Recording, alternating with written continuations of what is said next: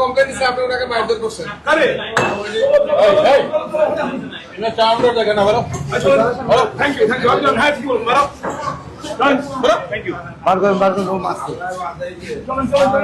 মাসে মাসে মাসে